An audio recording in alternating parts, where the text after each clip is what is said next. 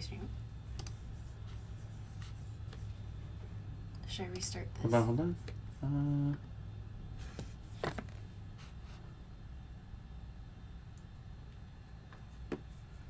Are we live? We can wait for people to chat to tell us if there's also going to be a little bit of a lag. Do we talk into this mic? Yeah, I think, yeah. Hello? Hello? Hi! I'm gonna... This is our first time doing this, so... We're live! Okay, cool. Yes, it's our first YouTube live stream. Yes, you are live. Okay, great. Hello! Thanks for letting us know you can hear us. Let me figure out how to bring up the chat. Studio mode? Can you chat from here? Or can we... Here.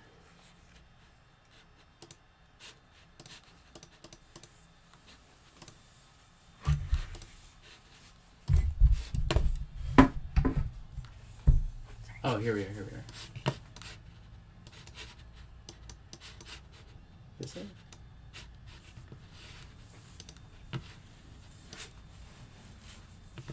Yo! I mean, I can see the chat from here. Okay, nice. Or are we trying to see the chat? I guess that's fine. Okay. Cool, hi everyone. Okay. Whoever's here and future people watching this.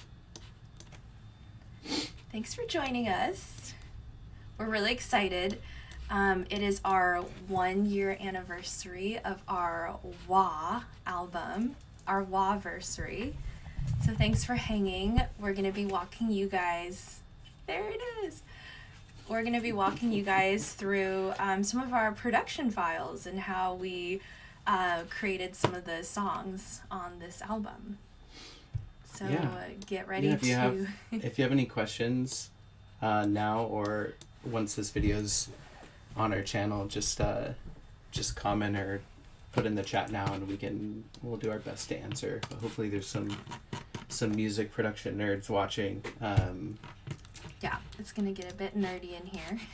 Should we do Kids Go Down to start? Yeah, so we selected 3-4 songs from Wah. But if there's any songs you really want us to go through, feel free to put it in the chat. But I think we're gonna start with Kids Go Down and walk you guys through how we wrote that song and what the production files look like for it, all the different layers. Let's see here. I gotta check out her sweet background. Wow, that's a big bear. Very strong. Also, if the audio is, if like our mic audio or the track audio is too quiet or loud, someone tell us, please. Yeah, we can speak closer to the mic. Yeah, the mic should be okay. Let me see. Okay. Okay, cool.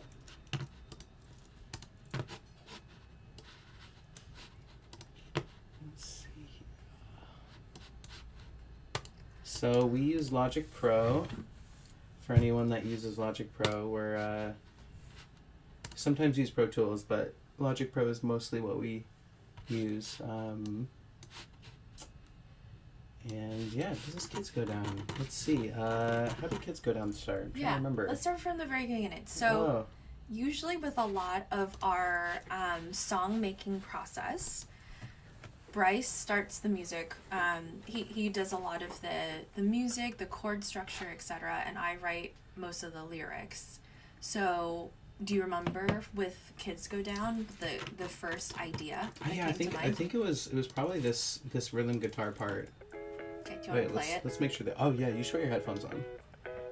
Put your headphones on right there, because we can't play them out of the speaker, otherwise it'll feed back with the mic. So let me know if you can hear this. Can you hear that? Can you hear that okay? I don't hear it. Hold on. This is Technical difficulty? Oh, this is not plugged in. Hold on. That's right. Where does this go? You can go here. Okay. Nice. Okay. Okay, we need to make sure Anne can hear it too. Okay, there we go. Otherwise this won't work. Okay. Can you hear that? Yes. Oh, nice. This is okay. That's a guitar part, right? Okay, nice. Okay. I'm certain people can hear this. That'd be really bad if we did this whole video and then no one could hear it. But we'll just say people can hear that. Okay. Oh yeah, so But let us know if you can't. yes, I think this song started with this part and then these la-la parts.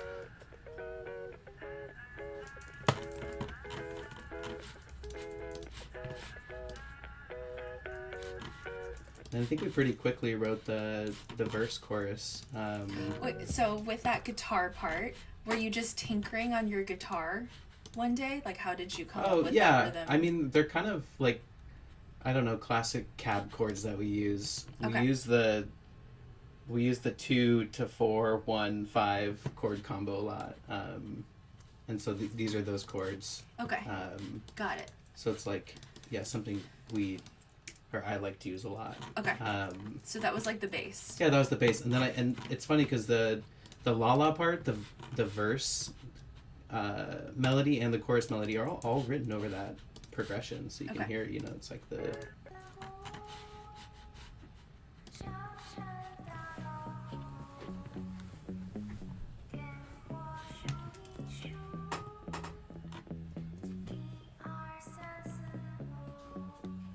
So that's, I mean, that bass line is the same as the guitar progression, and then the chorus progression is the same thing actually. Kids go down on the merry-go-round, round and Right. round Yeah. the town. We go down, spinning round. So this song's like, it's actually pretty simple. You know, there's not a lot of necessarily chord variation. I think what keeps it interesting throughout is probably the melodic change and just like some of the change in production, like the verse melody and vocals being more reverbed out, and then, you know, the chorus being more dry, etc., etc. And like the parts just kind of come in and come out. You know, there's only bass in the first verse, and then the bass comes back in, and then it's just guitar. So it's kind of weaving these instruments in and out. Seriously, Benny Mo-kun. But yeah, I can go through like a little bit. I'll just go through a couple layers here. How about? Yeah. And just like go through some of the plugins for the nerds. Yeah. And also when you're writing, like, how do you decide what layer to write next? Like, what is your process of layering them together? I mean, it's like always different, I guess. Okay. Because sometimes I'll write a guitar part and then a bass part on it immediately, or sometimes it'll be a guitar part and then a vocal melody, which then we'll get together and we'll record and write it, and then write the other parts. But So I think for this song, I think for this song though, like the drums, bass, and guitar all came at the same time. Okay. It was kind of just getting like those real basic layers down. And for these drums, were they live drums or were Oh they... yeah, these were live. So like we sometimes do live drums, we sometimes do MIDI drums. And for these drums, we spent some time at our good friend Trevor's studio up in Woodinville near Seattle, and him and I got together and recorded drums for 2 or 3 days, and this was just like a loop you could see of some drum parts that I really liked that he recorded, and he recorded like couple different variations that have different feels, and then also like a couple fills. Okay. Wait, you can hear them.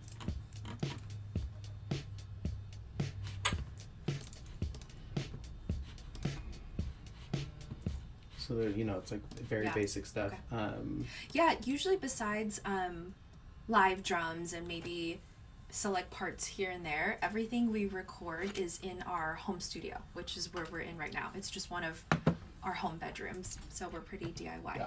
Yeah, we mostly, I mean, if we do need drums, we'll go to Trevor's place and record some. He's a really good engineer, and he we've used some interesting mic setups for the music nerds out there, but it's kind of a standard two kick drums. So you have your kick here, and then 2 snare mics. This is just the top one. This is just the bottom one. Bottom one's much more like brittle and bright, and the top one is kind of more of the body, which is Like these are all kind of standard drum mic situations. You can see that neither are gated. So a lot of people will gate the kick or the snare, and the gate just means that it like cuts off all the noise, but you can hear the noise in between each snare hit. You can hear the hi-hat going, you can hear some of the kick drum even. So I think like just in general, a lot of our production is not like super hyper clean, which is a theme I guess you'll see throughout the next hour or two. So it's a little dirty. Yeah, it's like a little dirty, and you'll even, once I get to like the bus of the drums, which is where all the effects are that affect all the drums, you'll see how kind of nasty and like dirty we make it with some distortion and stuff. But anyways, and then this is just hi-hat mic. And then there's two overhead mics. Both of them mono. We have a lot of mono drums on this record, so it's not very wide. So here's the main drum bus. And if I turn everything off, you can hear the drums just kind of like almost raw, because there's still some plugins on these individual drum channels, but you can hear how raw these drum sounds. Right? So they sound really nice. But then if everything's added, oops, sorry. Just like a little dirtier, a little bit more crunchy. I also like to use this. It's called Phase Mistress, and it kind of puts the drums a little bit out of phase, which is also like a little bit of a no-no, or not a no-no, but I don't know, maybe breaking a rule a little bit. But you can hear without it, and then with. It kind of is like a little bit less like focused. Mm-hmm. Phase, yeah. FAZE, yeah. Totally. Yeah.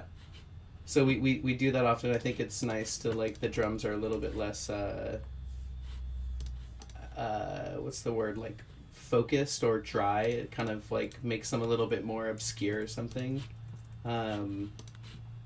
But yeah, what is there anything in the drums that are kind of like interesting besides that? These are just like kind of EQ things. Just compression. What is this?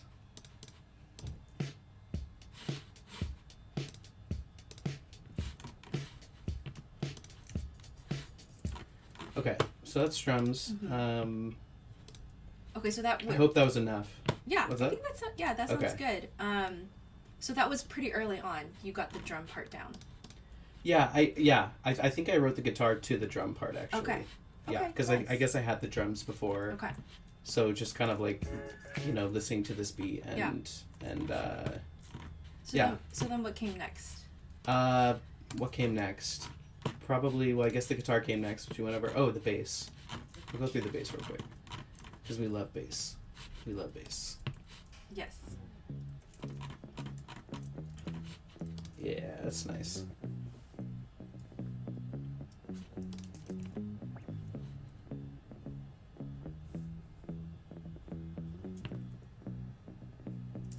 So yeah, pretty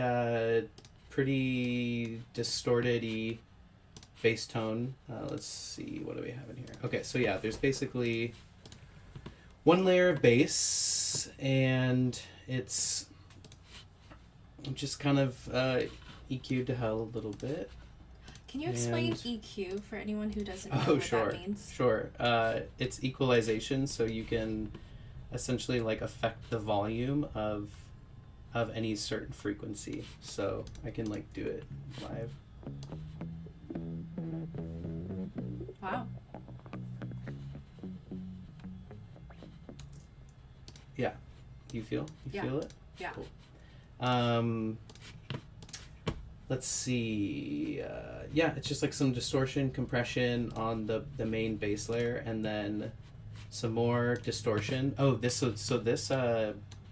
plugin company called Sound Toys, I think is probably the best plugin making company. They make like really fun, creative plugins that are easy to use for people, and yeah, definitely highly recommend it. This decapitator is on almost everything we do. It's just like kind of adds overdrive and distortion, and you can add, you know, this is just adding a little bit here, so it's, but you can, you know, make it crazy if you want.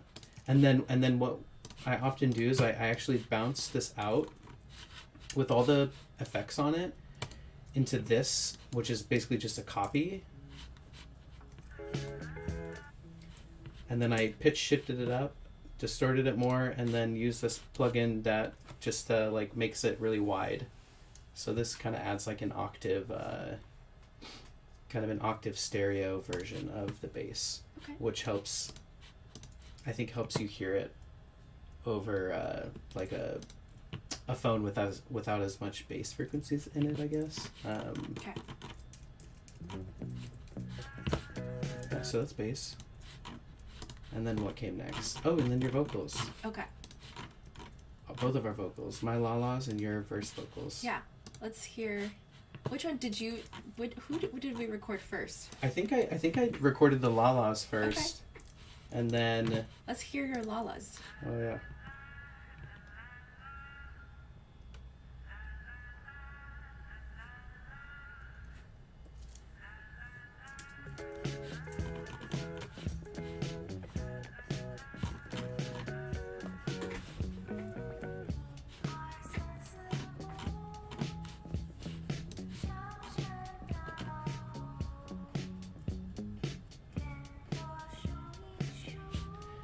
You can hear the bass.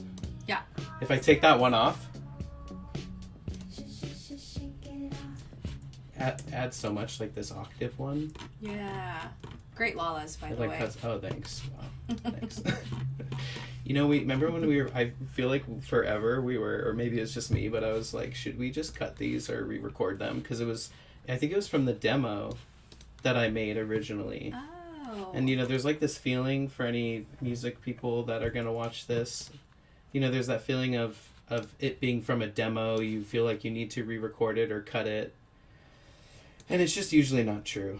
Usually, you should just keep it because it has the most character. It's the most interesting, you know. But I think it's like a, I don't know. It's a product of being scared of it not being perfect, or also you just hear these things so much that you kind of become desensitized to them, and you can't really tell if it sounds good or if it sounds bad or what, or if it's what you want. Yeah. So you never re-recorded the lalas? No. Okay. No, and I remember I sent them to my friend, and I was like, do these sound bad? And he was like, what? Like, these sound fine. And in my head, I was like, this is the worst sounding thing, you know?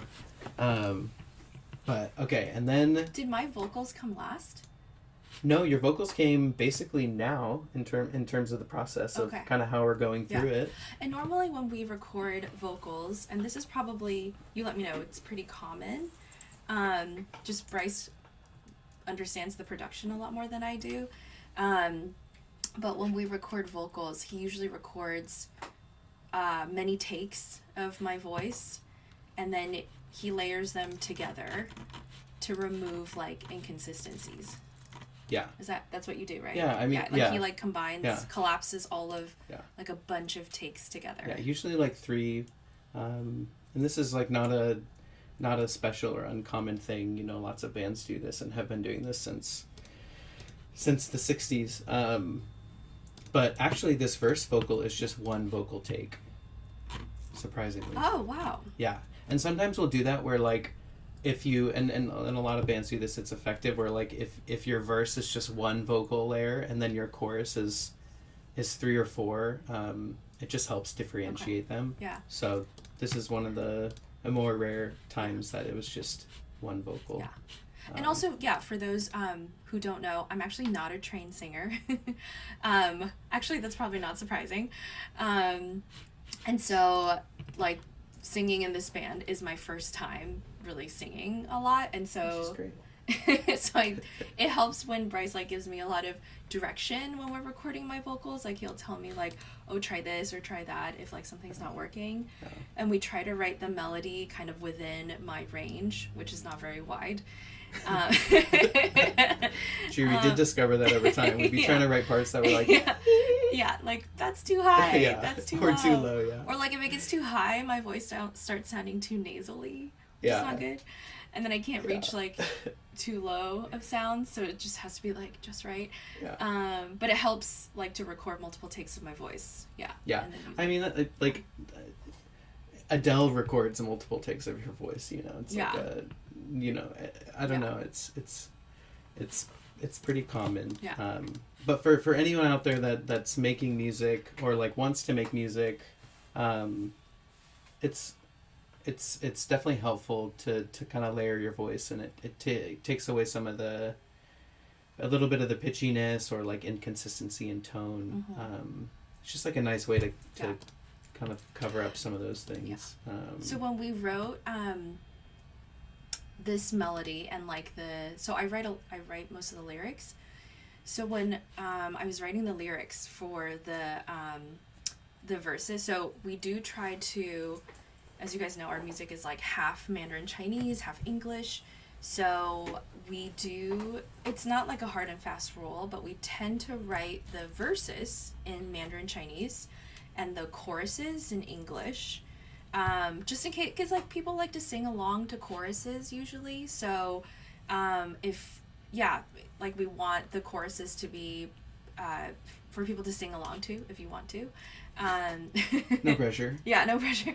So like at shows or something. So yeah, we try to lean towards English choruses and Mandarin verses, but the verses for this song, and honestly, we don't try to think too hard either. Like we're not trying to overwork the lyrics or anything. Yeah. Yeah. Kind of looking for like the quickest possible way through, Yeah. or like just something off the top of our fun. heads, Yeah. you know. We try to go with like initial gut feeling, so we're not Yeah. overthinking it. Even if it's like a crazy, silly idea. Even if it's kind of silly, because I think we kind of like the authenticity or it gives off like a lighthearted nature. So when we write lyrics, we focus on like meaning is important, but we also focus on like, especially when it's the Chinese words, we focus on like how it sounds, like the tonal quality Yeah. of the word. Like, does it sound fun, especially to like a non-Chinese speaker? And we also focus on how does the mouth feel of the word? Like, is the word fun to say in your mouth? Like, Yeah. is it a tongue twister to say, or is it easy to sing to? Yeah. So Does like it roll off the tongue? yeah, does it roll off the tongue? So like the mouth feel and the tonal quality to your ear, in addition to the meaning. So Eric's here. Hi, Eric. Oh, hi, Eric. I also Orson Kandeh Abres. Abres. Hi, Abres. Sorry if I'm saying that incorrectly. And then so for these verse lyrics, they're actually a Chinese children's nursery rhyme. Like, I usually think about how many syllables are required for the lyrics. And so it's like, okay, I need to think of like a phrase or words that fit like the number of syllables. And the syllables just lent itself really neatly to a Chinese nursery rhyme. And so the nursery rhyme, when you translate it into English, it literally means like 1, 2, 3, 4, 5. I'm going up a mountain to kill a tiger. 1, 2, 3, 4, 5. Let's count how many tigers I killed. Like, literally a nursery rhyme. It's so cool though. Yeah. I think it's there's some of my favorite lyrics that I guess we didn't write, but that we matched to melody. Like they work so well. They feel so natural in the song, you know.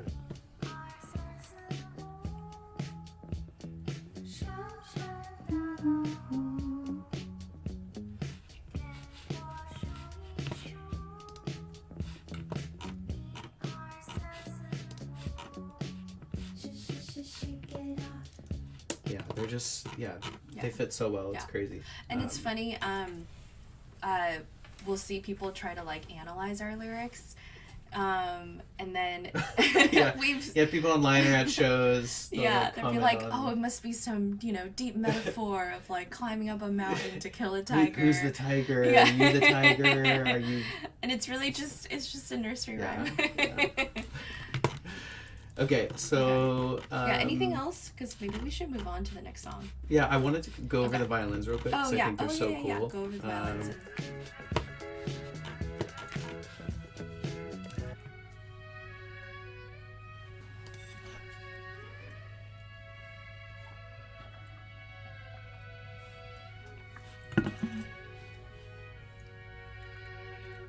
Oh, they're so incredible. And then there's some more that So me and tell us Oliver. about who did the violins. Oh yeah, so the violins are this guy Oliver Hill, who I met.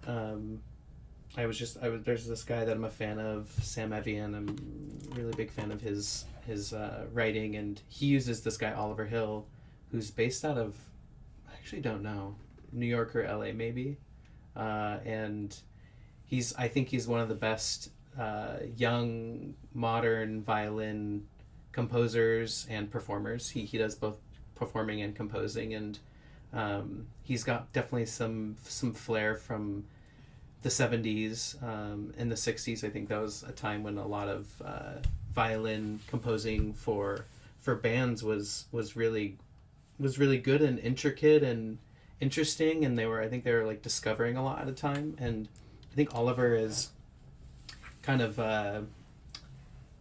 embodying a lot of this like 70s violin work, and It's the sound we're trying to go for. yeah, he We just go for a lot he of, plays like he's from the 70s. 70s in a way. Yeah. Of course he can play like really modern stuff, but he definitely like a lot of his shaping feels like kind of those old-timey strings.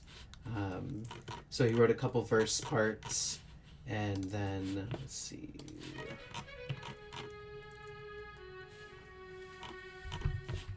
And then I had written the violin line for the chorus, which is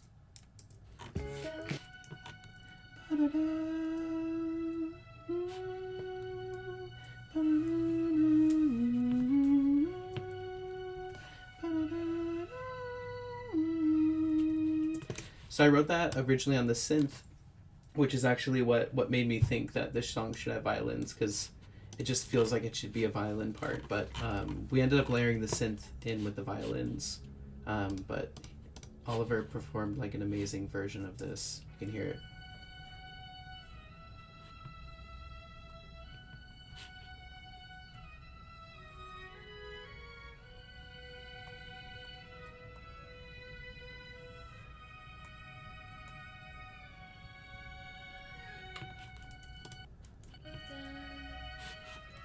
So good. Oh, I see.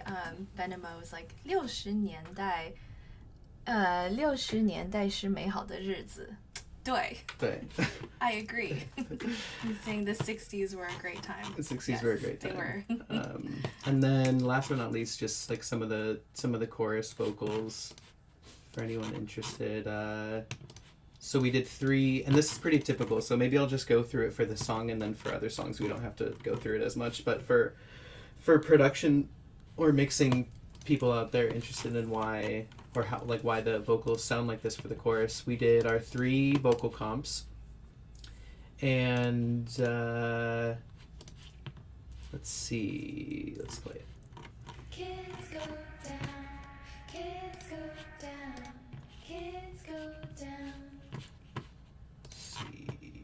kids go down, kids go down, kids go down, So for this, basically, we have one layer that's kids go down, kids go real mono, and then we have another layer that's kind of like has a stereo spread on it. So using this plugin again, so that kind of makes it wider, and that one is a little quieter in volume, so that helps kind of widen the whole vocal. And then we have another one that's also being fully widened, that's around the same volume. So we kind of have like this main very mono vocal, and then 2 supporting vocals that are the same melody, just a different track, and that helps kind of stereoize it, so you can hear. kids go down, kids go down, And then there's this extra. This is just for the very end chorus, but there's like this kind of reverbed out "Kids Go Down" part. kids go down, kids go down, kids go down. And that's just a lot of. We don't need to get too into the weeds on that, but it's just a lot of effects and just to help make it more atmospheric. And then we had our friend Ellen. Hi, Ellen. Kids go down, just do like a, you know, Kids go down. just Backup another vocals. recording. Yeah. Kids go down. Kids go down. Kids go down. Kids go down. Kids go down.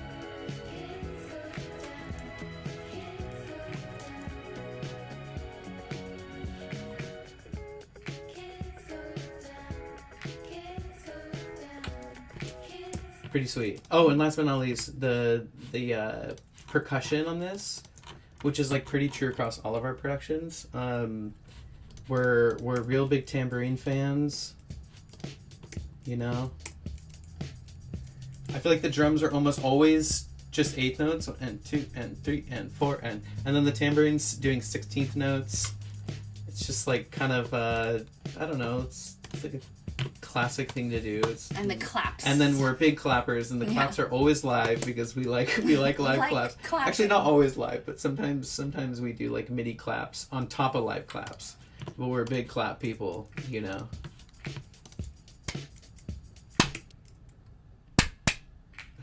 I missed. They're a little okay, there we go. Yeah, so it's kind of on like the every other bar.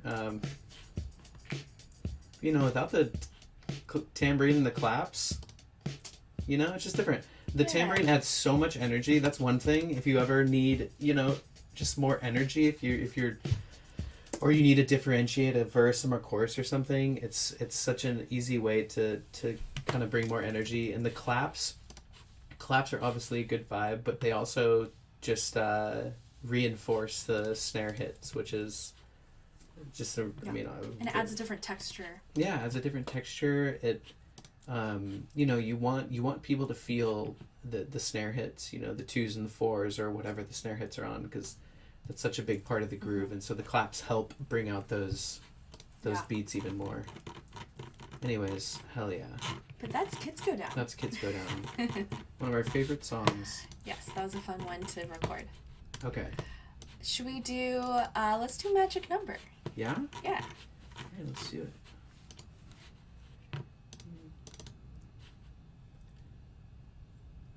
Thanks, Ben. Is that their name, Ben? Benimo? Benimo? Hi, Benimo. It's a nice name, Benimo.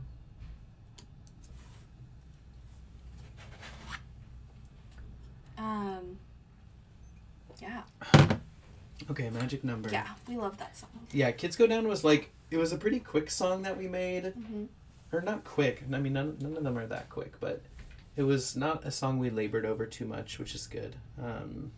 But Magic Number is a song we definitely labored over. There was a lot of iterations. There's a lot of A lot iterations. of iterations. It was, yeah, like just so many structure changes, of moving, trying different bridges, or moving the verse part to the middle, or starting with the chorus, or I don't know.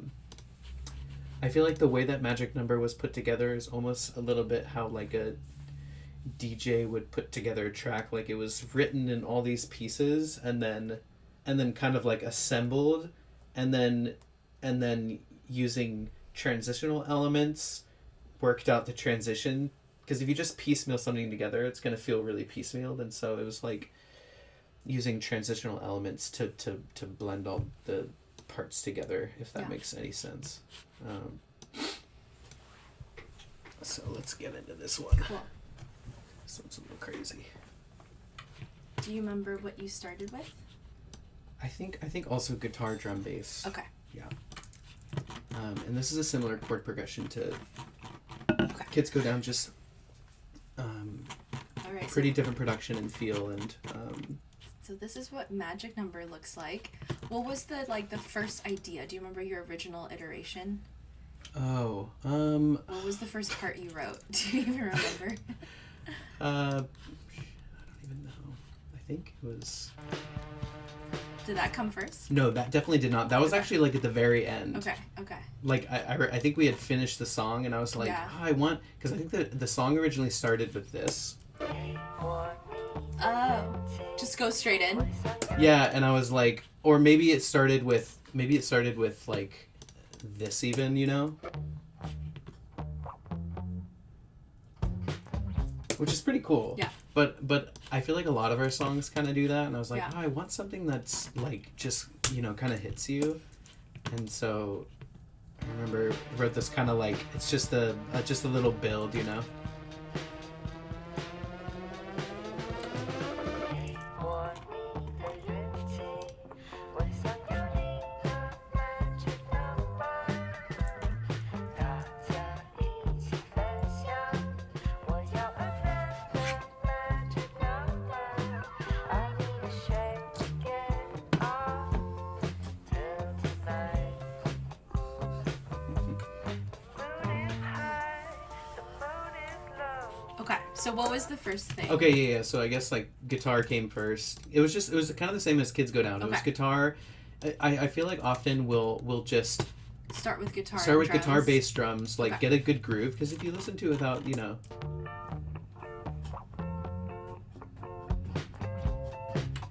it's like, oh, this is, like getting to this point where like, oh, this is like a nice groove. Mm-hmm. It's a nice little guitar part. I feel like that's a good point to get to and be like, oh, what could the melody be on top of it.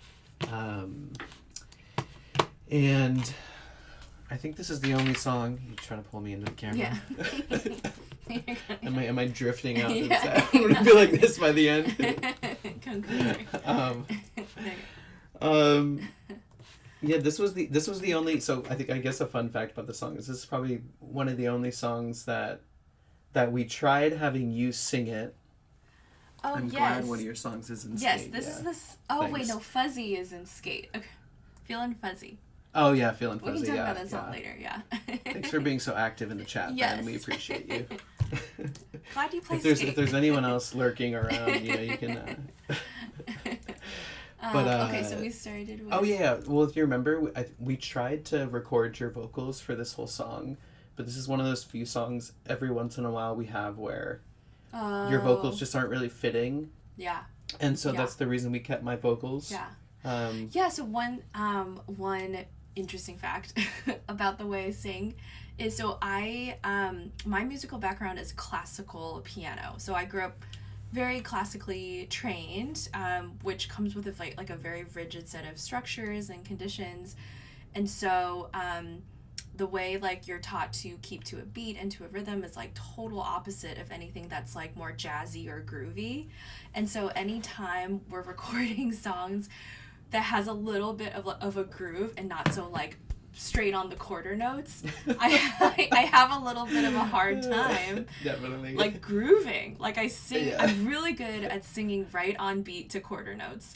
And so anytime there's a little bit of a groove or that jazzy feel, we have to do so many takes of Yeah. my vocal recordings.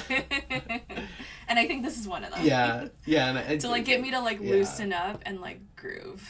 Yeah, and just some. I mean, we've had plenty of songs that we haven't even released that. Sometimes the vocals just don't fit or something, and it's not. It's just something that you run into, and sometimes you need someone else to sing it, or sometimes you need to move the key, or sometimes you need Or the speed. speed, Speed it up, slow it down. or yeah. or Okay. change the production. Maybe the vocals are over this really energetic track, but maybe the vocals fit better over a more subdued, laid back track. So, Cool. All right. Yeah. So you did the guitar, bass, and yeah, drums. guitar, bass, drums, Awesome. and and then for the verse melody, Oh yeah. So we have for- two of us. Mhm. 我你的运气，我想有你的 magic number， 大家一起分享。我要200 magic number， I need to shake it off till tonight. Pretty nice. Yeah. So for this one, you guys might know with Magic Number, Bryce sings a lot more than me. It is more your voice Yeah. throughout. Mm-hmm. And the content of the song, the verses, are about playing Dungeons and Dragons. So it's all about rolling die, Yeah, loosely. loosely Loosely. loosely about Dungeons and Dragons. Because he like I feel like it's a little bit more like that game D&D is a little bit more mainstream now, but like we're giving our age away. But Bryce played this game like he started playing this game starting like in 7th grade. Like you've been Yeah. playing this game for 20 Yeah, years. back when it was social suicide to He- play yeah. Dungeons and Dragons. Neither of us were Yeah. cool Now in it's our, now it's as like teenagers. now it's so popular. Yeah, it's like so It's mainstream. There's crazy. like movies being made about Yeah. D&D. Like it's in Yeah, like- everything. Like it's like- cool to Yeah. play D&D now. But I'll like meet people Yeah. that you know, not to stereotype because you don't have to look like a nerd to be a nerd, but with D&D that's always been my impression of because it's such a deep nerd game. But you know, you'll meet someone that you would never guess plays D&D and they're playing D&D and it's just really cool. yeah, so that's what our verse is Um, about. Oh, Benimo is asking, do you always start with guitar or drums? Oh, Pretty much? Do you ever start no, with no, anything definitely else? not. Okay. Sometimes I'll start with bass. Actually, maybe probably over 50% of the time I'll start with bass, because I think the bass, like often our drums are really Yes, nerds rule. nerds rule. Yeah, nerds rule. Often Absolutely. our drums will be really straight. And so a lot of the groove is coming from the bass, and so you know if we want to kind of get a groove going, the bass is the place to be. So often I'll just like play bass to a click track for half an hour or whatever, and just try and write little bass lines.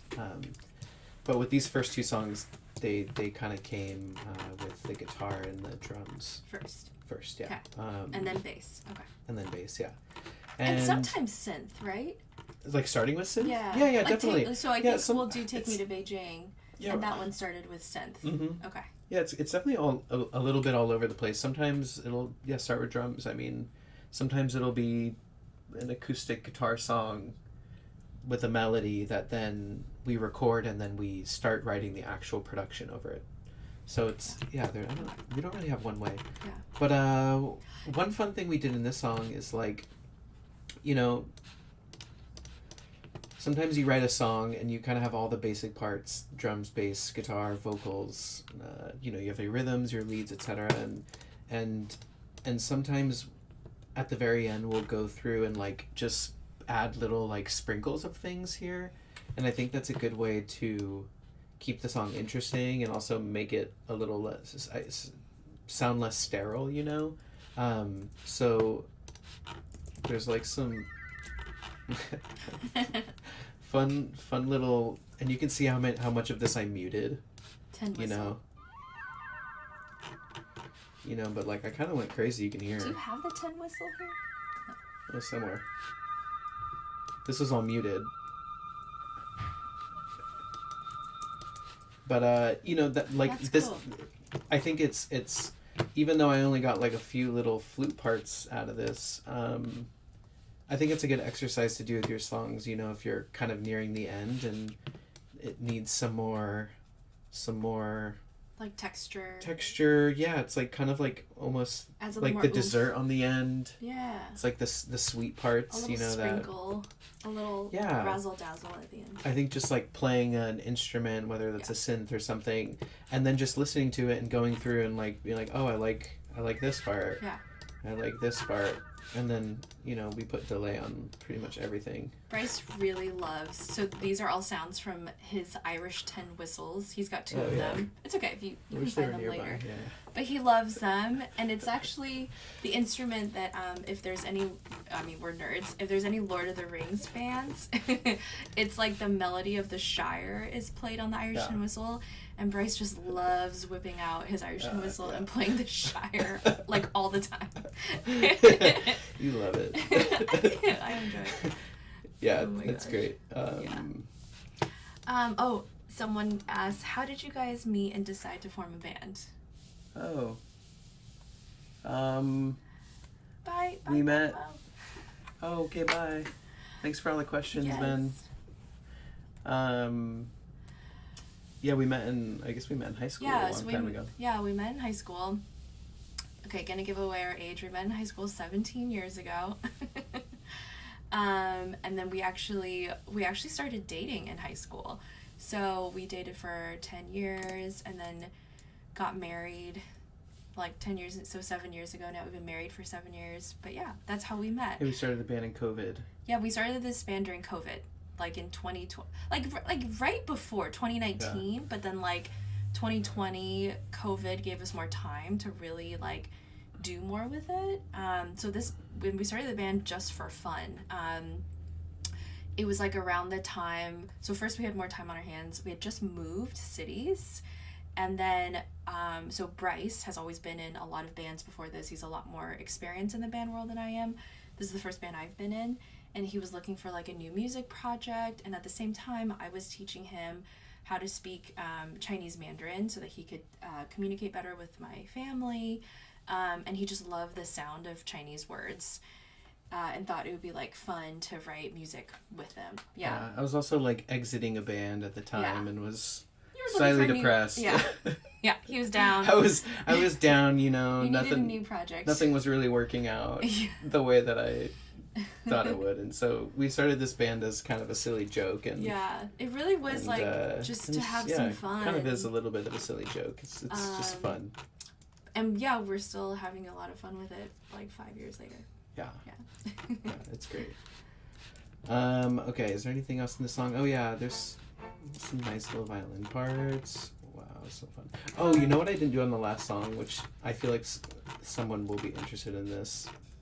Probably, maybe, whether that's now or later, I don't know. But the master bus. What's the master bus?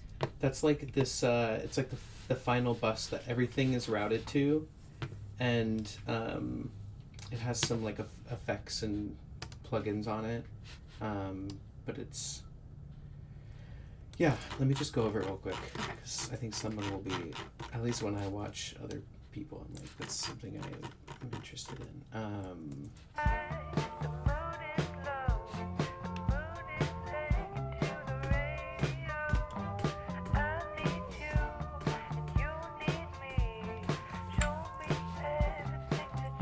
Okay, so I'm gonna play without everything.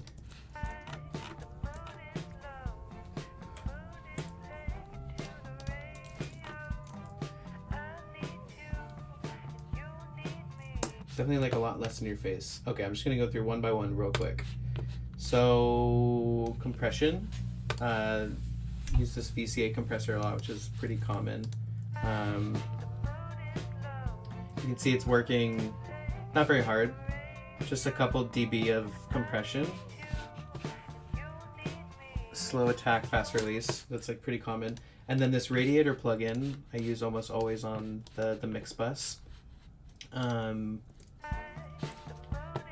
Just put that on, off. It's doing a little bit of compression. I'm just like driving the input, taking away some output. It's like adding probably a little bit of harmonics from the distortion. And then this plugin I'm obsessed with, and I don't know anyone who uses this plugin the way we do, which makes me really proud of it. So what does this plugin do? It's called Vinyl. It's free. It's by this company Isotope, and I got it because it was free, because I didn't want to spend money on any plugins, because their plugins are like a couple $100. Hi, Jessica's. Jessica. Just cause, love it. Yeah, it was free, and basically what it does is it can add warble to your sound, and then it can also take away frequencies to make it from a certain area. So you can make it like 1960s. You know, there's like no low end. 2000, there's a little more low end. 1930, Oh. you know. But I really love the 2000 because it's still not hyper modern. Like, it takes away some of those like high frequencies, and just makes it a little bit warmer.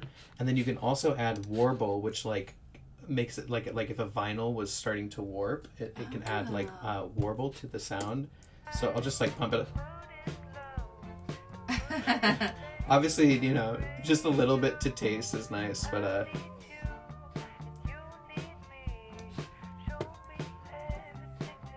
just like, I mean, it probably makes it like a little bit more lo-fi, but I think for me it makes it a little bit more vintage sounding. And you can also do this.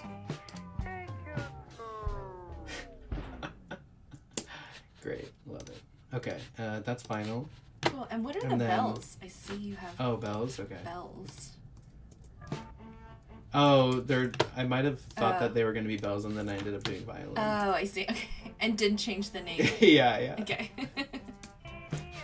Okay, and then a few more plugins here. This is one. It's just like a kind of old timey vintage compressor EQ. Nothing too special. It's just making it a little bit warmer. Yeah, just like a little bit warmer. And then a tape emulator, more warmth. All these plugins are kind of doing the same thing. They're probably adding distortion, a little bit of distortion, and also making things warmer. Just kind of like rolling off high end. There's this really nice. Well, there's a few settings in here. I don't need to get into it, but so that's tape. A little bit of reverb, literally 9%. And rolling off all the low end. So it's just adding a little bit of reverb on the higher, mid-higher frequencies, and it's really short, 0.5. And then there's a EQ, a random EQ, just a tiny bump at 500, I guess. I don't know why. Were these two plugins on the end on? I don't think they were. I think these two are off. Actually, no, they were on. Okay, and then Ozone. This is the limiter and final compression that I use, and sometimes I use this exciter. But this is by that same vinyl company. Is it also free? No, this is like the one that I couldn't afford at the time, Okay. but then I finally bought it. But it's really great. Yeah, it can do a lot of different things, but I usually just use it for limiting exciter, which is like more distortion on frequencies, and then some dynamics. And then I always do like kind of a more surgical EQ. This looks insane. I don't like delete things, so this looks worse than it is. But you can hear the before and after. So this is off.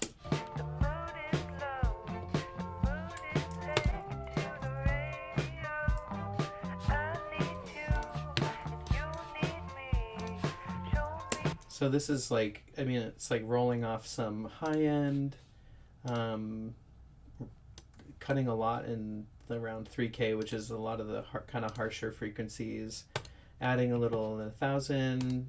This is really common. I'm really bad at like taking away frequencies in this low mid-range area, and so I'll often just take them away at the master, which is probably really bad advice. And not, I don't even think it's advice, but that's just what I do. Partially out of maybe being lazy or just like wanting to move quickly. So I just often take it out of on the mix bus, and then just like a little bit of low boost and low mid compression right here. But yeah. Do you want to talk about in the chorus, like the quality of your sound? Oh sure, yeah, that's a good idea, yeah. Because I think this is one of the few songs that we did this more like telephonic. Yeah. So, and we were inspired by the Gorillaz. Oh yeah, the Gorillaz does. We love They do this masterfully. the Gorillaz. Yeah. The moon is high, the moon is low, the moon is taken to the radio. I need you. So this plugin, or this is actually, so I found this. This is also Soundtoys. There's this plugin called Filter Freak, and they have literally a effect called telephone filter, and Because it sounds like Bryce is singing through a telephone. yeah, it's like literally to me the perfect telephone filter. There's also, I mean, there's so many plugins and EQs that you can do this with. It's basically just taking away all the low frequencies and the high, and just you just have this one band in the middle. So you could do this yourself, but for some reason this Soundtoys one sounds better. I don't know what else it does. You know, I don't know all the intricacies of this plugin, but it just does it in a really cool way. And then it's just compressed. Just a little bit of compression with these two, and yeah, it's actually really simple. So yeah, if you want this effect, this is a quick, easy way to get it. If it's your vibe, and yeah.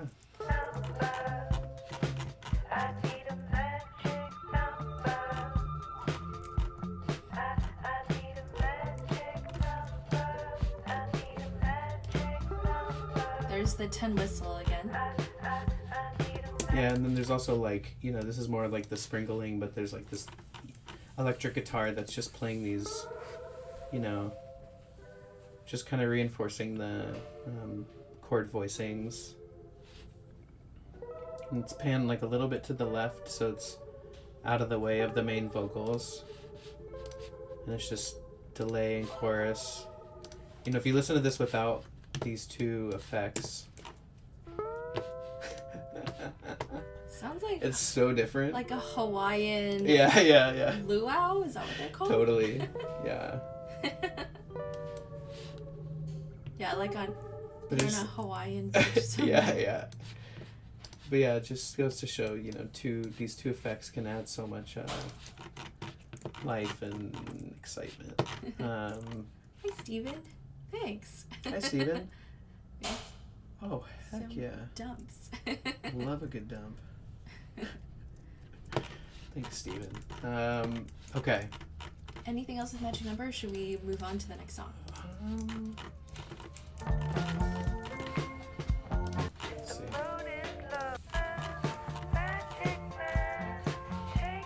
Yeah, I think that's it. I mean, the drums are pretty similar to Kids Go Down. There's tambourine, claps. So More claps. yeah, more claps, more Claps. tambourine. We're real. Love I think tambourines tambourine and is the claps. life of the band, really. If we could ever afford a tambourine player. Okay, what should we go through next? Let's do Take Me to Beijing. Okay, cool. Beijing. I Deaf can hear the do- gorilla reference. Yeah. Yeah. Yeah. Yep, the gorilla reference.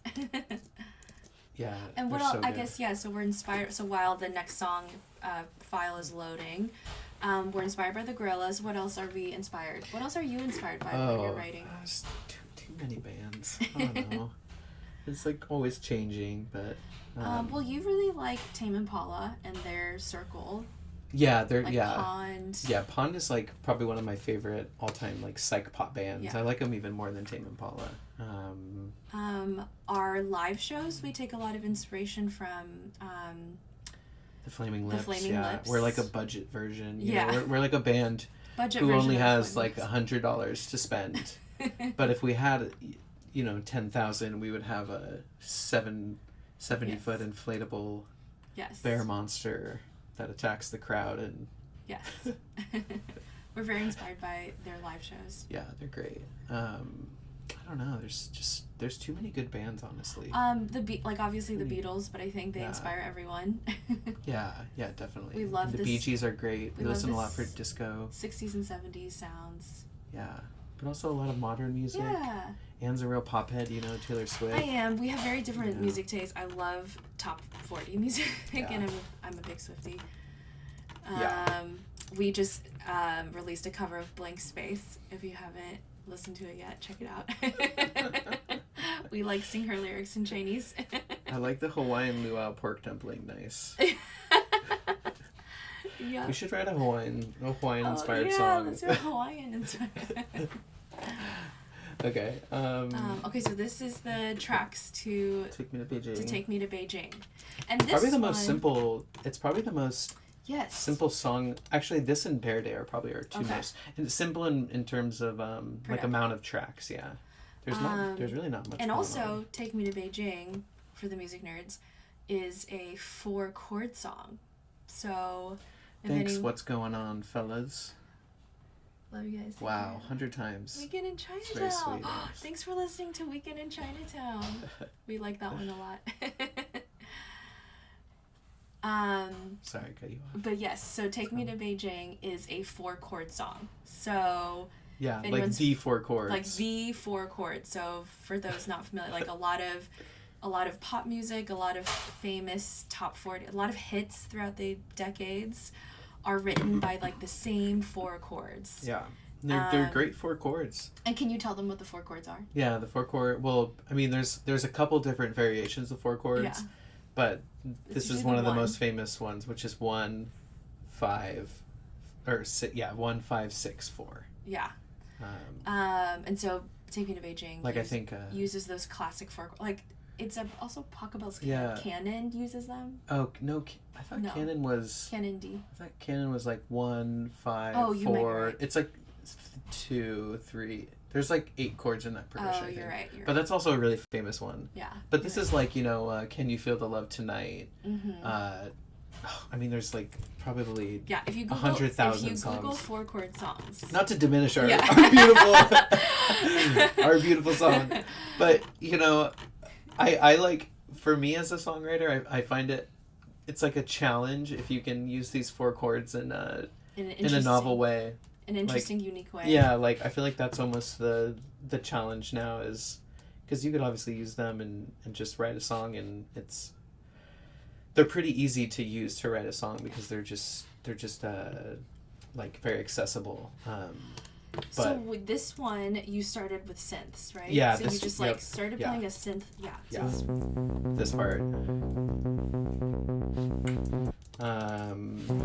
Let me turn like some of this stuff off.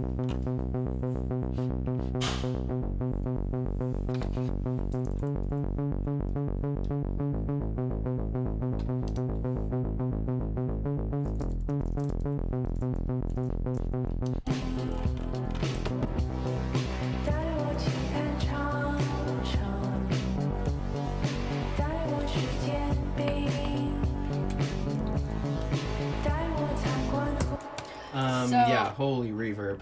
wow, so much reverb. Okay, but yeah, so it started with these Synth. bass synth chords. And then what? And then what did you do? And then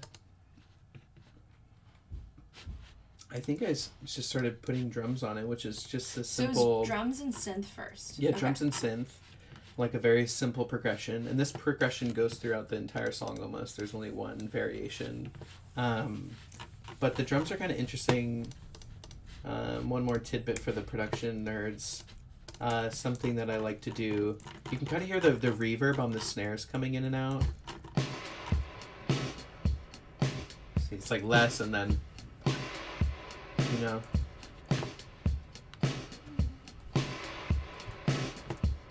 Wow, that's very Yeah. reverb. Yeah, it's definitely a bit much, but it's if you're someone who's not doing this in your productions as much, it's definitely a good way to kind of make a snare drum more interesting throughout, because it's varying and it's changing, especially with a loop.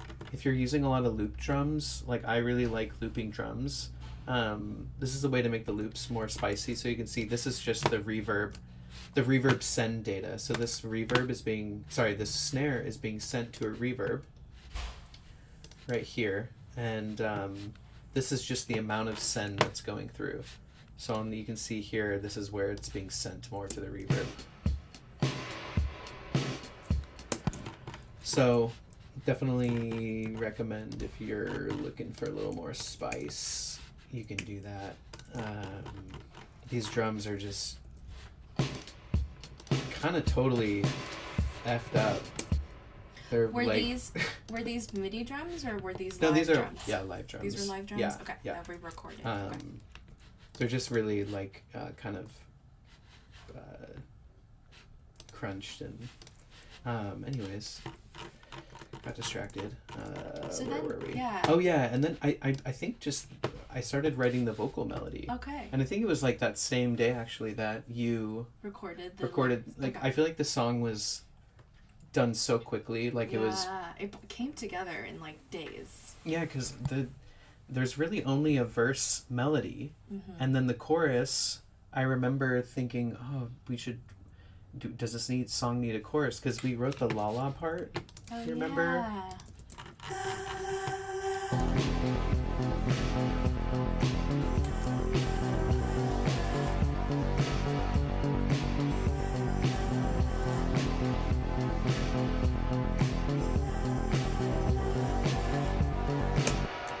You know, and there's always that question of like, So is you this? recorded the Lalas first. Yeah. No, we recorded your vocals first, Oh, and then it was like, oh, now we need a chorus, okay. and I think I just ended up recording those lalas, and was We like, love I think lalas. I think we thought the lalas was enough, Was enough. and now in hindsight, I think the lalas are plenty. Yeah. You know, like Yeah. you don't necessarily need a whole Yeah. other melodic lyrical part. Sometimes, because I think our thinking at the time was that the verse lyrics and melody were so strong that Yeah. it wasn't worth it to try and write a chorus part that was more exciting or interesting, because Yeah. the verse holds up the song so much. Yeah. That the B section, or what would be the chorus, Yeah. could just be a more simple part, you know. Yeah.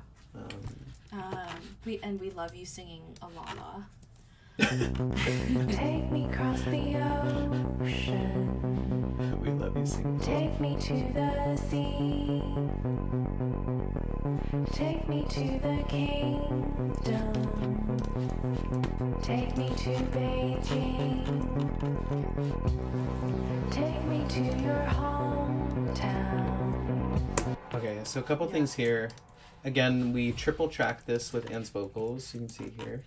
Take me across the ocean.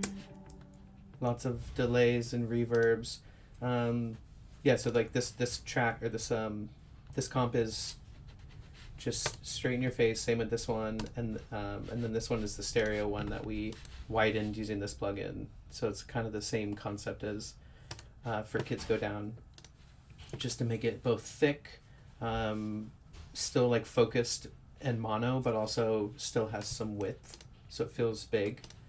And there's quite a lot of effects on it.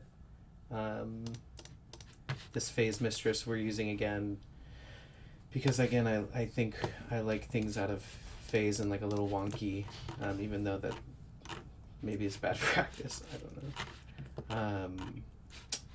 And Yeah, and when I was writing the lyrics for this, so when Bryce was showing me the chords, it had instantly to me like a very nostalgic feel, like yeah, kind of like melancholy, but also bittersweet. A very bittersweet feel, and which always just reminds me of like visiting China for me. That's like always how I feel whenever we visit China. I was actually born there, and I spent a lot of my childhood in Beijing. So yeah, kind of the phrase, are you going back to China, next year? Or like just growing up saying like, oh yeah, next year, we're gonna go back to Beijing next year. So that always just like had a lot of like bittersweet feelings around it. Yeah. So I wanted to write something about that, like kind of missing your hometown. Like the song gave me vibes of missing your hometown. So that's what it's about. Yeah. Yeah, and I think again, like the lyrics weren't very overthought. They're pretty There's like some- direct. They're not trying to be too poetic or too metaphorical. Yeah. But we wanted them to still like roll off the tongue Yeah. and sound natural and Be genuine. yeah. But easy to sing to. Yeah. So like the first lyrics is like, take me across the ocean, take me to the sea, take me to the kingdom. So the reason why I say take me to the kingdom, fun fact, is the way you say China in Chinese is 中国, and that literally translates to the middle kingdom. So like China's been around for like thousands of years. So like historically, China thought that its country was in the middle of the world. So that's why like the Chinese word for China is the middle kingdom. So that's why I say take me to the kingdom. What else? Is there anything else about this song?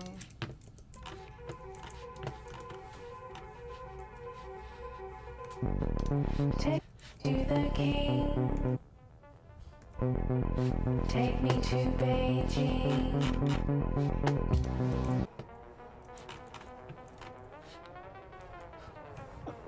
What is that?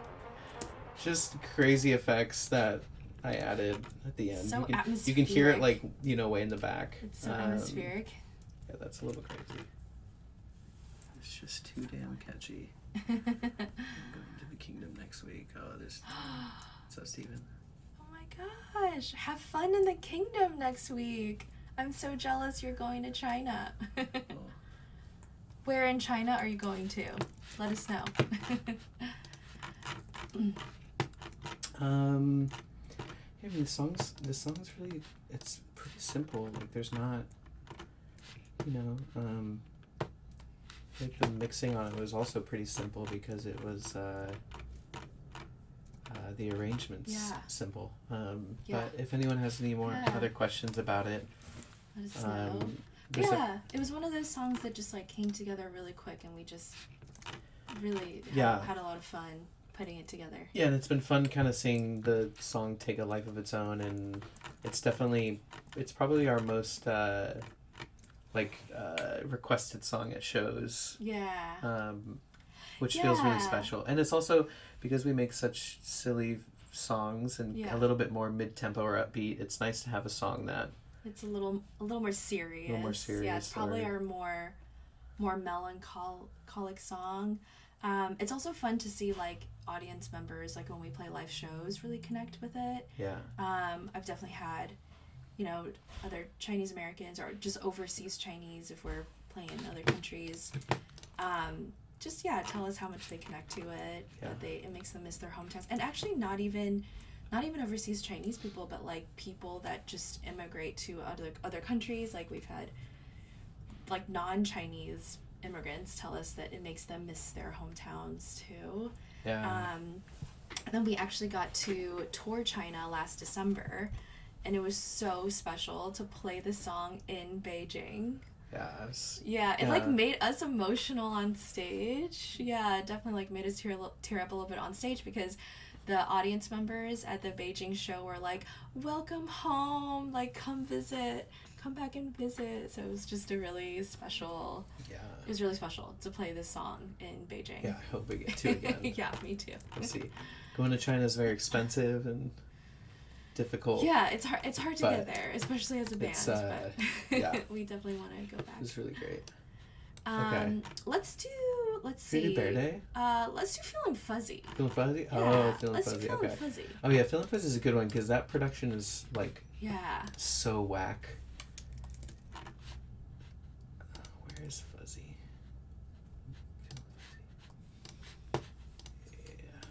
So Feeling Fuzzy was the very first song that we wrote for this WA Oh, album, right? Yeah, we wrote it. we wrote it a was while like- ago. It was I think it was a few months after we had released our first album. Yeah, our first self-titled Back in album. 2022 or something. Yeah. Um, And at first I didn't like it. you still don't like it that It's much. still, hey, no, I like it a lot more now. It just wasn't my favorite. Oh, at our the boy time. Ben's back. Oh, hi. Welcome back. Hi, Ben. We missed you. You're Welcome you're back. you're a number one. you're a number one crown holder.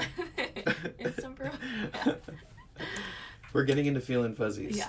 In case you like that song. No, but I like. Okay, I Well, like yeah, Feeling and then- Fuzzy a well, lot more now. You're just not much of like a. I've never. You're just a been- major chord gal. Yeah, I just like You major just- chords You're just a and major. straightforward rhythms. yeah. And this song is none of that. Yeah. It's I feel like Feeling Fuzzy is in an unconventional song structure. yeah, it's in like in a weird mode. Yeah. Like some Mixolydian mode or Yeah, something. I don't some- remember. Some weird non-major chord mode. Yeah. And it's really like funky. So earlier I had mentioned that I have a hard time singing to music that's not straightforward quarter notes.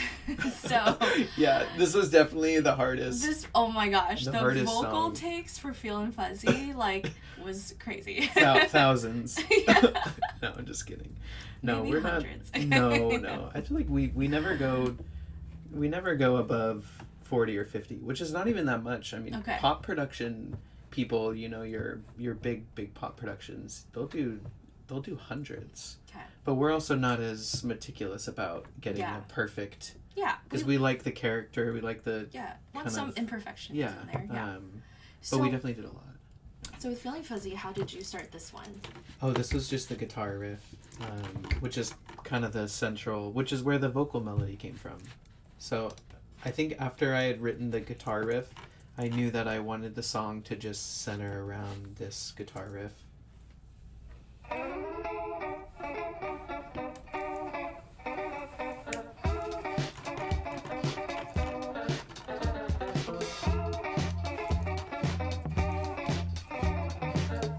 This is just two guitar parts, you know. Second one.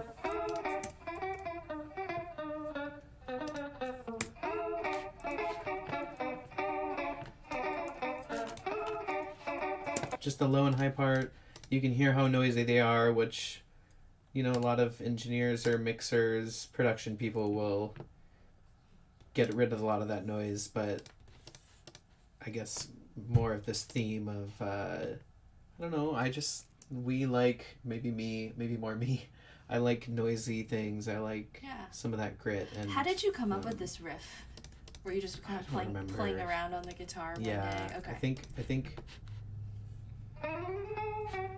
I don't even remember which one came first. I think this one, yeah, the low one, and then I just wanted to harmonize it.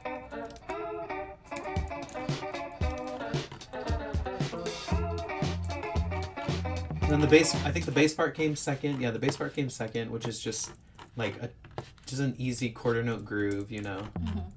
Boom, boom, boom, boom, boom, boom, boom, boom, boom. Just kind of like random little flares of, I think it's like the flat 7, and then it goes to 8 notes. 做作业，弹钢琴，弹钢琴。 Oh, thanks, Ben. Thanks, Simon. Simon says noise, Noise is good. Yeah, I agree. Simon gets it. Noise is good, but you know, a lot of music people would argue against that. You know, people are always trying to get rid of the noise. A lot of engineers and stuff, but I like the noise, and you can hear the drums are so noisy. I mean, you can hear the bleed in the back. Do you hear it? Oh, I hear the bleed. Maybe if you don't have headphones on, you can't hear it, but You can hear You know, these slight drums are- bleeding in the back, yeah. these drums are very kind of distorted, and there's this knee mic.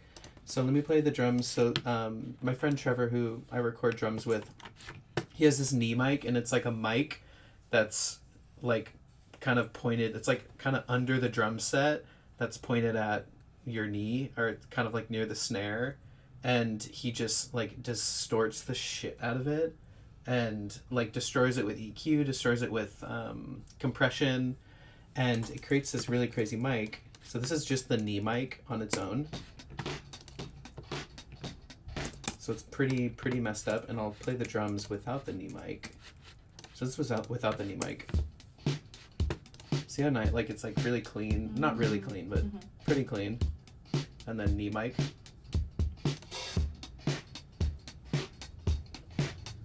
Off. See how much cleaner it is? Yeah.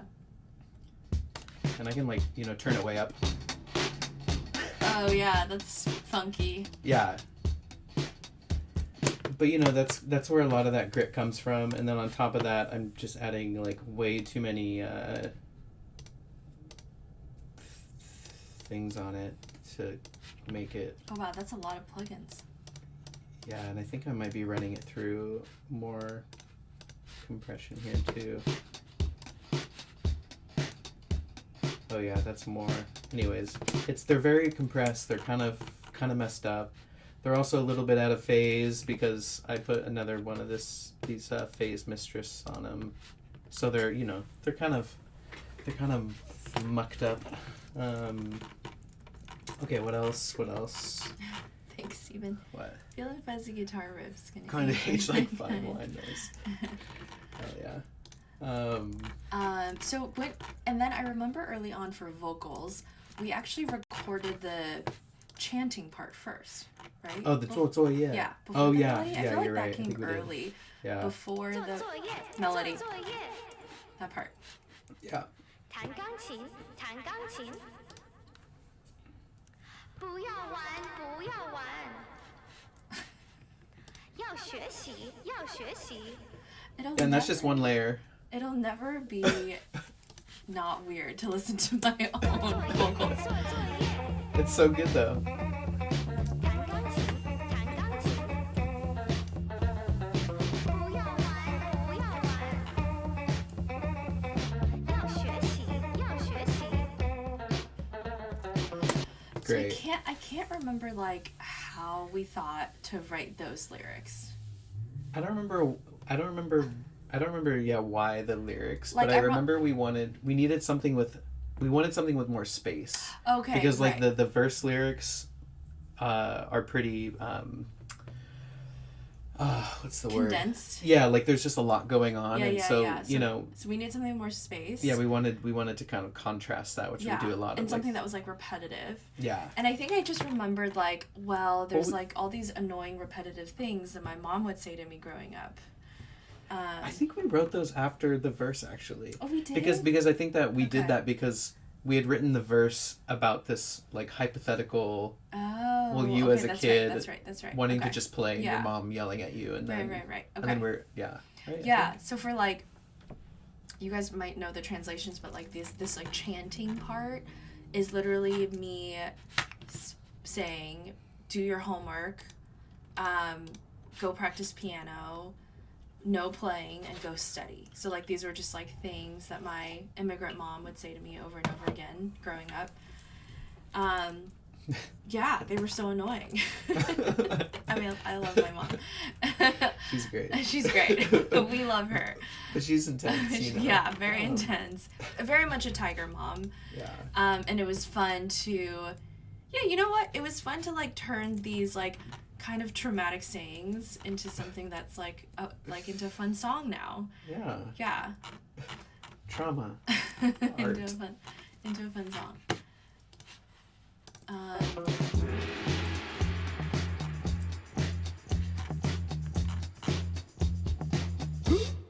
Oh, how did we get the? Oh, there's a great gong. Yes. Great. How did we get the gong part? This was actually just a sample. Okay. Because like we have a small gong that we use on stage, and I think I tried to record it, but it's so small and lame that like when it's hit, it's just kind of like a teeny little thing. So I ended We up need to- using the big gong. We need How did this you- gong is like we would need like a 40-foot gong to get this sound. So we How might did need, you decide on a gong here? I don't know. Do you remember I don't what you remember. were like? Let's just add a gong. Yeah, just I don't know. Oh, and I see the more tambourines, guys. Oh yeah, Our tambourines. songs are Oh, you know, and this is also tambourines everywhere and more claps. This is also Tambourines another and claps. good production note for any production nerds out there. But like, just listen to the drums and the tambourine alone.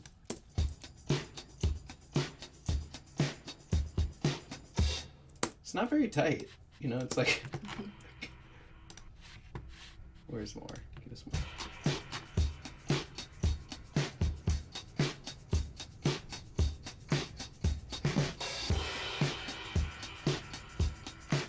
You know, it's not. It's not like It's perfectly not very tight, and perfectly synced. Yeah, but you know, in the context of the song with the lyrics and the guitars and you know,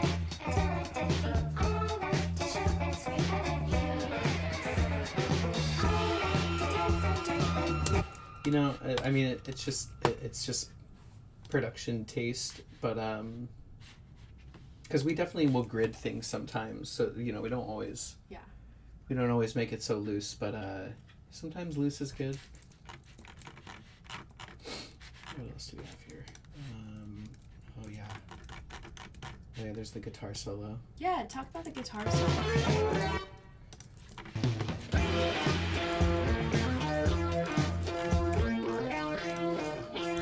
just more like totally.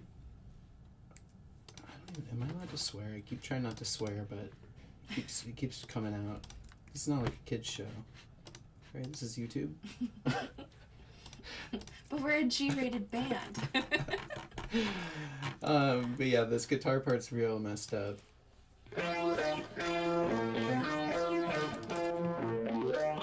So there's a low, there's a high. And then at the halfway mark, It's very another, distorted. yeah. And then at the halfway mark, another high guitar comes in, another octave. And this one's like pushed out to the sides. So with all three. And you can hear without the plugins or without, all the effects. Oh, wow. Obviously, I was playing it.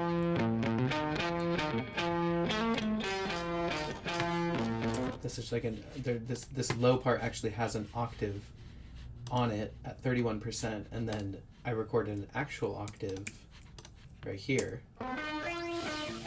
and that has another octave. So then a fake octave on top of it at another 31%, and then this final one, the stereo one, is another octave from that and has another octave at 31% above that. So it's kind of like both a combination of fake effect octaves and then also recorded octaves. Wow. So it's little. I think that's probably why it sounds so messed up, because these octave plugins really mess up your waveform. It doesn't do a very good job of keeping it clean sounding. But I kind of like that it does that. So what else? Let's keep going in here.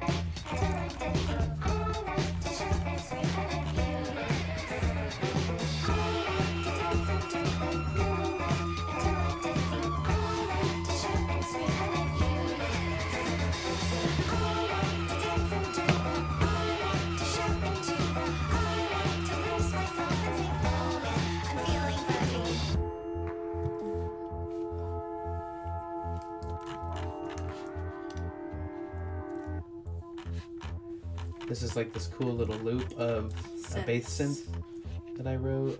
Yeah. A pad with the chord progression. Oh. 我可以出去玩吗？我很想出去玩。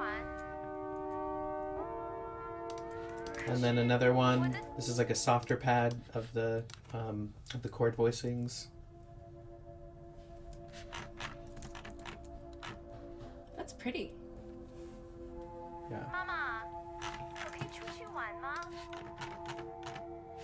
我很想出去玩。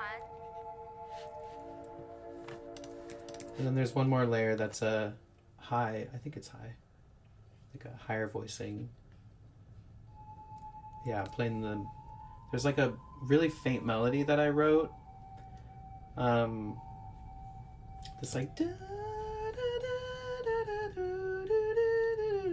And I play it on Guitar Live, but it's kind of like a little hidden Yeah, treat, I like that. This is with all of them together.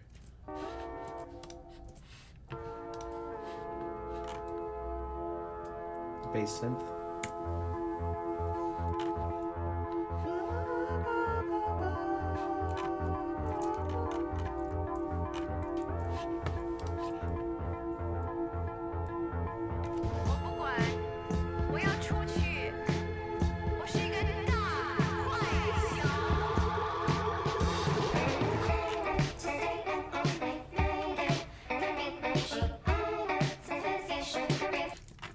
Really fun. Yeah. Lots of effects on this part. There's like also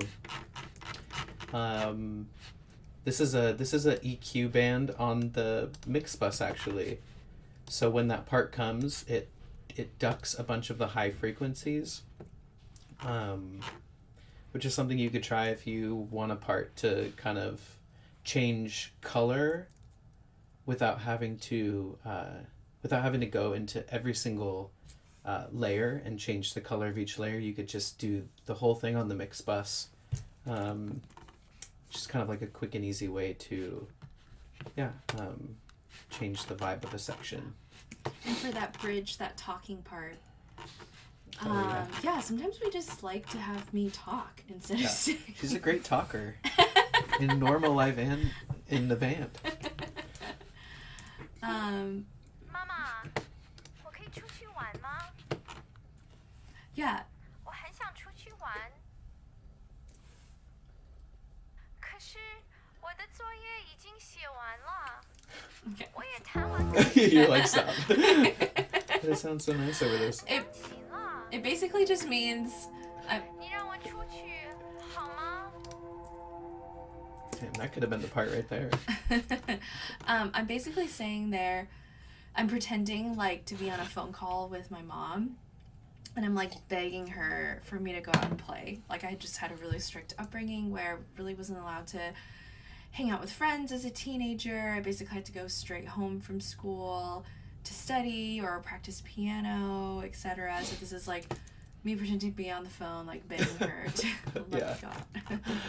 Really, really conceptual stuff going on Yeah. here. Oh, and last but not least, the most important thing is there's a triangle. Huh. Oh. 我可以出去玩吗？我很想出去玩，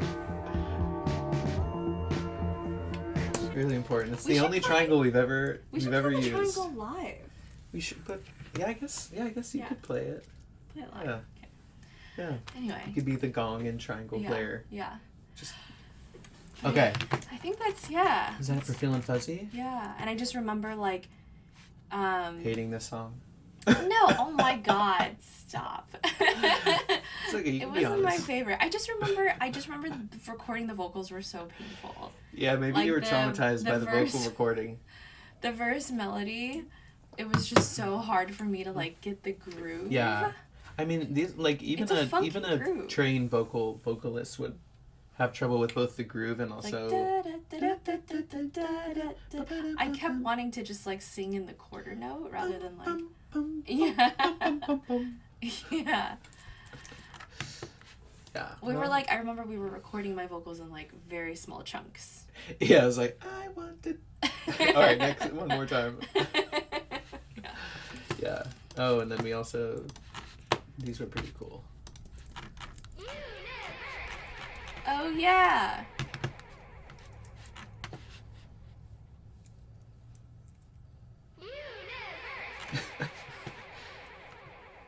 Pretty great. The delay that we use all the time is again the Sound Toys. For anyone wondering, it's like I think it's the only delay we use, and it's just the best. And you can do crazy stuff like if you change this mode from read to latch, it'll record your data in real time. So you can do crazy stuff like this. Oh, wait.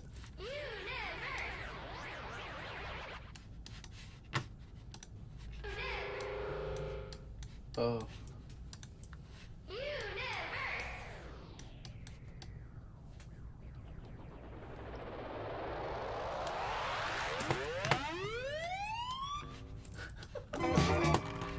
Wow. Uh-oh. Anyways, What a funky production. That's a great so one. different from Taking Me to Beijing. I know. It's a great one. We love the song.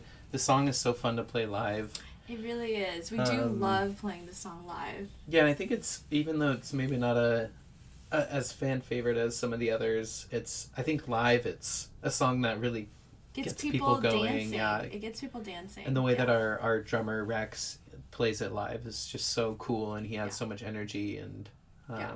also shout out to this is for the drums on this song. Actually, it was one of the few songs where we didn't start with a loop or use more like looped drum parts. It was recorded almost all live by our friend Trevor Spencer, who also engineered the drums. But he played like, full takes over the whole song, because the song was pretty much written, and then we decided we wanted real drums, and we brought it to the studio and recorded the real drums with him. So the drums are pretty cool for that. Yeah. Cool. Should we keep More- going? Yeah, let's do one more. Just Okay, one more. looking at the time. Let's do Oh, Bear yeah. Day as our last one. Bear Day? Yeah. Nice. Yeah. Unless anyone that's here still Yeah. has a request. Yeah. We also have Aini. That's true. Let's do Bear Day. Let's do Bear Day, yeah. Bear Day is very simple. Yes. So Bear Day is also another song where it's not a conventional structure. It's got this insane 2-minute long intro before any vocals come in. Yeah. And so you're kind of like sitting there waiting for like vocals to come in. With a big no-no. Yeah. If It's like 2 minutes of instrumentals. you're ever trying to 2 minutes of instrumentals before write vocals successful come in. music. Yeah. I don't know if we're allowed to, or if this is bad to say this, but I remember when after we released our first album and we had a few labels approach us, and one of the labels was telling us that we needed to Tighten up the cut intro. the fat out of Yeah. Bear Day, which is basically saying we need to condense the intro and not make half the song just the intro. And And I'm really glad we did. I'm really, yeah. We kept the long intro, You know, but yeah, we stuck literally, to our guns. literally half the song is And, the intro. Yeah. Just a little ridiculous, but But we love this song. For anyone who's seen, it was actually featured in the movie The Wedding Banquet earlier this year, which is such a fun movie.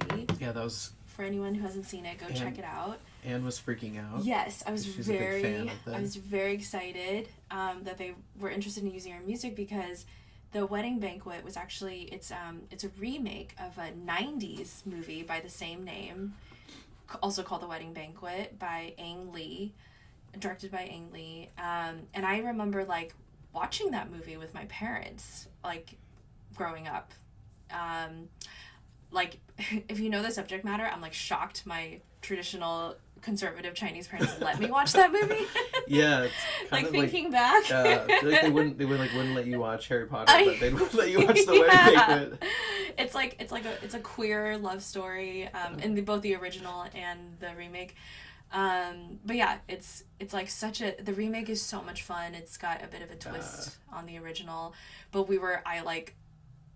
was so excited that they wanted to use it's this very song. meaningful. Yeah. And we met the director and Yeah. the one of the lead actors in LA when we played a show there, and it was just fun to kind of celebrate and Yeah. watch both the original and the new one if you haven't seen either. Yeah, they're both special in their own way. Yes. Very very unique in their own ways. But for Bear Simon Day, said the intro is so essential to the song. I agree. Yes. We agree. do you remember what you wrote first for Bear Day? I think the song just started with Was it literally just the guitar part. Okay. This you know.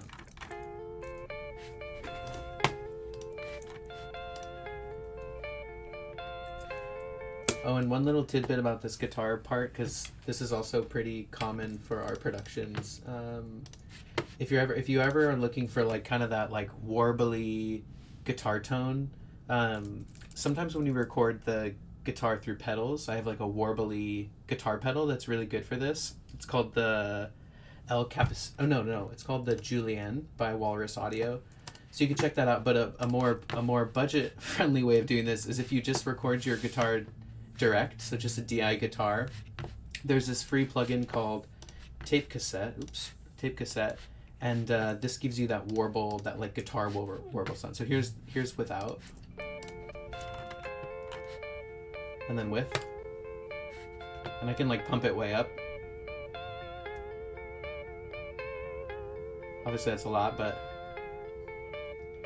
there's not a lot of you can't affect the warble very much. It's called Wow in this plugin, but it's a great plugin for just like a quick warbly guitar if you're into that vibe.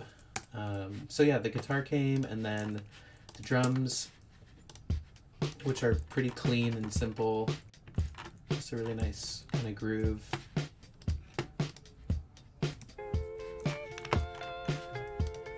And then the bass came, which is just kind of classic cab bass, quarter notes, just kind of grooving.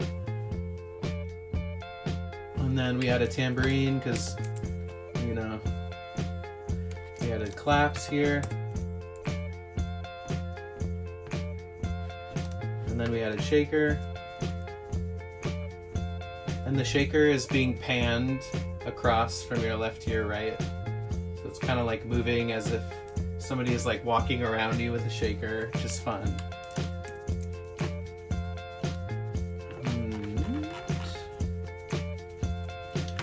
And then we added this synth part.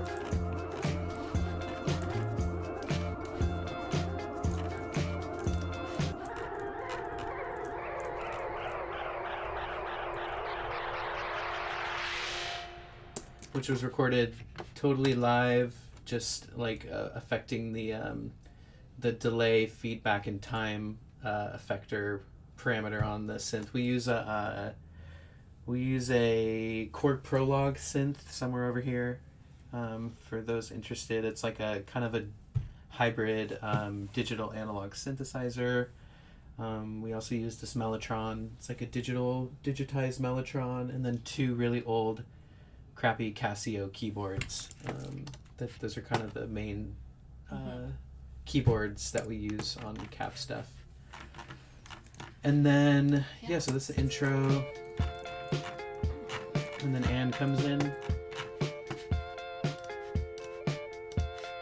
I need you and you need me. 1, 2, 3, catastrophe. 你要我和我要你。1、2、3、4、5、6、7。 Pause it. Yeah. More Lalas by Bryce. Good job. Yeah, whenever there's space to fill with the vocal part, I just... Is it 3 songs now we've talked about that all Yeah, have it's like Lala's song by most of you? our songs, and And they all have, Yeah. most of our songs have claps and tambourines.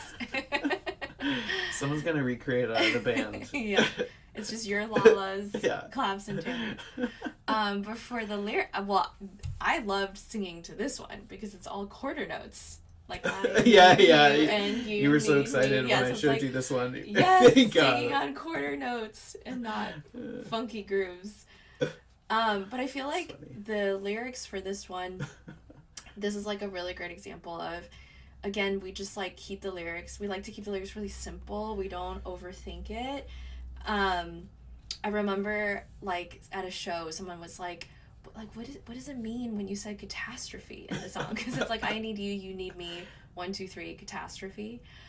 And literally, I picked the word catastrophe because I needed something that was like 3 syllable quarter notes. So like it wasn't for any special like meaning or reason. Yeah. I just liked Sounds nice. how the word catastrophe fit neatly into 3 quarter notes. Yeah.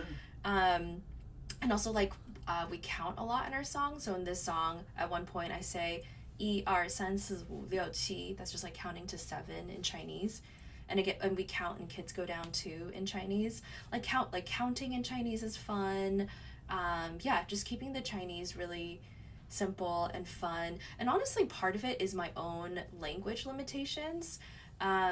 Just like my Chinese language vocabulary is probably that of like an elementary school student. So I just can't I can't talk as in depth or as poetic or as nuanced using the Chinese language as I can in English. So I just can't write super deep, nuanced lyrics in Chinese, which is why our Chinese is so Rudimentary. very Childish. very simple, very childlike. Which was actually interesting when we were touring in China. Like the response to our music, like the lyrics played, and the entire song, or like production listeners, and usually Chinese music have very deep and poetic song lyrics. Like it's something that's admired and like expected of the music, and so they were pretty shocked at like 1, 2, 3, 4, 5, 6, 7. Like, what are you guys talking about? What are you doing? Yeah, so the reaction was like pretty polarizing to our music in Yeah. China. I feel like, Yeah. Very and just like the group, like the quality of our songs too. Like we learned that like a lot of mainland Chinese listeners, they like pop, like the majority of listeners are still pop listeners, but Chinese pop music is still different from Western pop music, where their pop music is very like dramatic, highly emotional, overindulgent, like ballads. Like they listen to a lot of ballads, like emotional, heart-tugging ballads. Or even if it is upbeat, it's still like dramatically tugging at your. Yeah, it's like they love the tugging feeling. So like Take Me to Beijing went over well there. Ed Sheeran is very popular in China. And then the people that are like more indie listeners, they called it underground music. They like to listen to like really hard stuff, like rock, metal, punk, like so people either really like heart-tugging dramatic or like really like aggressive, angry music. And so they don't listen to a lot of like, I feel like ours falls more in like indie pop, like more just happier, positive feeling indie pop music. And so again, even like the quality of our sound and our lyrics were very kind of polarizing. Like it was the first time a lot of them had heard music like ours. So that was an interesting. It was fun. It was super fun. Oh my gosh! It was a really cool experience. Yeah. It's like fun to see people's eyes kind of widen. Yeah. You know, like there's something fun about there's something fun about being shocking. Yeah. Where they're kind of like, whoa. And you know, we've gotten some comments touring around the U.S. or in the U.K. that our music feels different, but not like shockingly. I think like just enough different where maybe maybe we can still. We still like stand out, maybe like. Yeah. In the West, like in the Western countries we've toured, but in China, like people were shocked. Yeah. Maybe like past the edge of. Yeah. Definitely. Yeah, but again, people either loved it, like I mentioned, it was polarizing. Like people either like loved it. We would have audience members tell us like, "Wow, this is the happiest I've ever felt at a concert." Which is like so crazy to us because we love going to concerts to like be happy and have fun. Yeah, people are like, this was the most fun or the happiest. Or some people were just didn't get it and we're just like, fun. WTF is this? But anyway, we like that was such a fun experience. Like we would love to go back to China. Definitely. Okay, some tidbits about this song.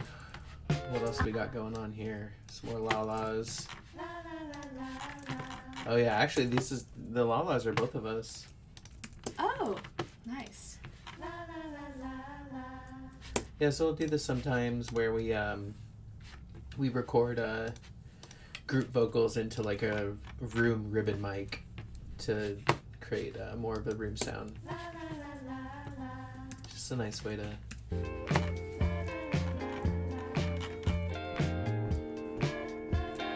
I need you and you need me. 1, 2, 3, 一二三四五六七。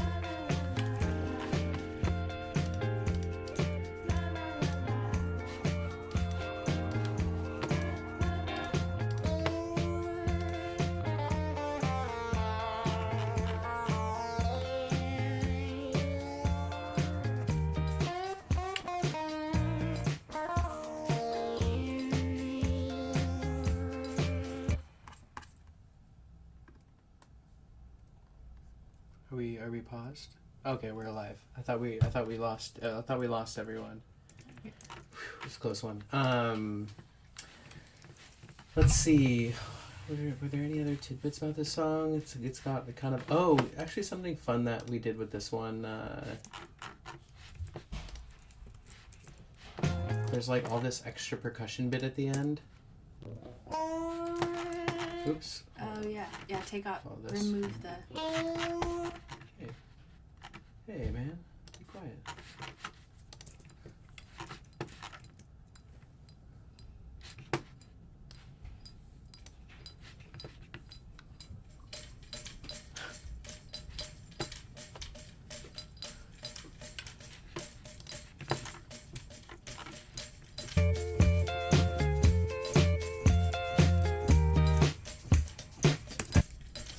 kind of all. I remember.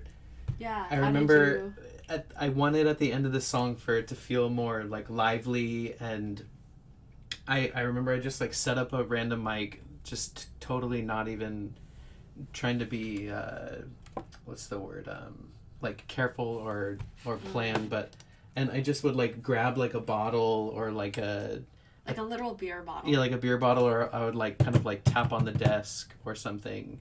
That's cool. Because I wanted like another percussive element that wasn't just the tambourine or That's and it to fun. feel like kind of loose and kind of I don't know what the feeling, but Yeah. it's Then you need me. 1, 2, 3 catastrophes. 你要我和我要你。1、2、3、4、5、6、7。 great, simple Yeah, song. just a cute little song. I love this one. Love it. Yeah, anything else on this one? I don't think so. Okay. Whoa, what's going on back here? Shaker. That's weird. Well, so that's some of the process of making. We shared 5 songs with you guys.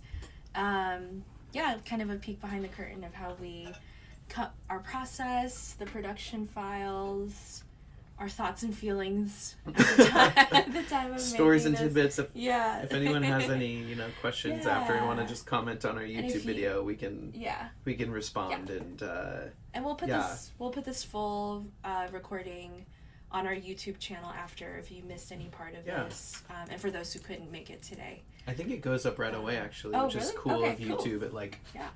Awesome. kind of goes up right away. But thank you to Great. those who were Yeah. tuned in Thank you guys. and hang in. We're so thrilled that WA Yeah, it's been a year. got some nice Yeah. attention and allowed us to tour as much as we did and Yeah. have some placements in some TV and film, and It's been it was just really special to hear people's reactions, and it was just really it's been a really special album that we put out for us, and Mhm. we're glad to see it continue to have a life of its own. And But in the meantime, we're working on some new stuff for 2026. lots So of new stuff and stay- lots of new touring, and stay tuned for announcements for 2026. New music coming. Yeah, we'll hopefully see you on the road, and Thanks, guys. Peace and love. Yeah. Okay, let's wrap it up. I was gonna make a speech about peace and love. No, All right. but yeah, Okay. we'll catch you later. Bye, We have to guys. figure out how to stop this thing now. Stop streaming. Right there. Okay, bye.